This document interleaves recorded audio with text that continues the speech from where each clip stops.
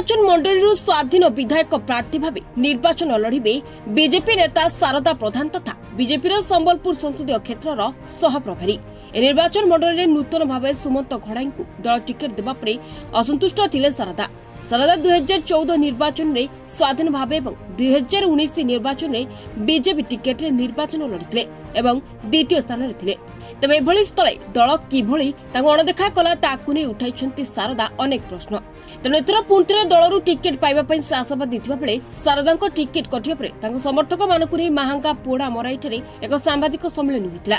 शारदा समर्थक मान आग्रह को सम्मान दे स्वाधीन भाव निर्वाचन लड़े बोली कहते शारदा। तेज एथिपाई जदि दल तांको विरोध में कौन कार्यानुष्ठान निए तेज से एथिपाई प्रस्तुत अच्छा बोली सांबादिक सम्मेलन में कहते शारदा।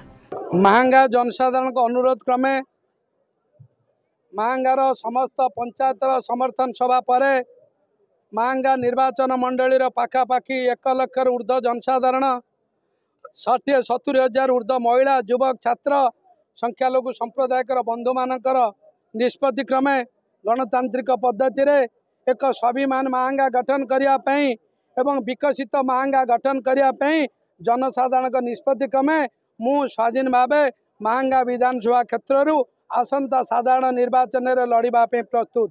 जो भारतीय जनता पार्टी एते दिन धरी आम निरपेक्ष भाव में कार्य करूँ से भारतीय जनता पार्टी आमको प्रत्याख्यान कला पर भी महांगार जनसाधारण निष्पत्ति क्रमे मु आज स्वाधीन भाव लड़ाई निष्पत्ति नहीं।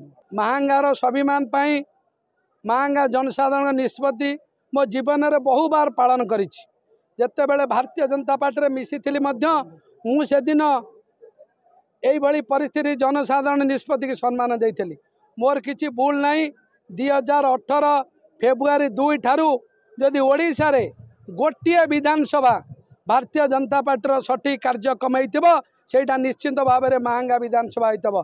एते कार्य कला पर भी दलीय निष्पत्ति जहाँ निष्पत्ति नहीं मुझे स्वागत करुच्ची किंतु मो अंचल मो माटी मार सम्मान पे माँ माउसी युवक छात्र विभिन्न वर्गर विभिन्न संप्रदायर जनसाधारण निष्पत्ति की मु बाध्य मानुची एवं प्रार्थी होगा निष्पत्ति नहीं। दल जहाँ कार्यानुष्ठान नब मु दल निष्पत्ति की समर्थन करिछि दल निष्पत्ति की स्वागत करिछि दल कार्यानुष्ठान को स्वागत करने प्रस्तुत अछि।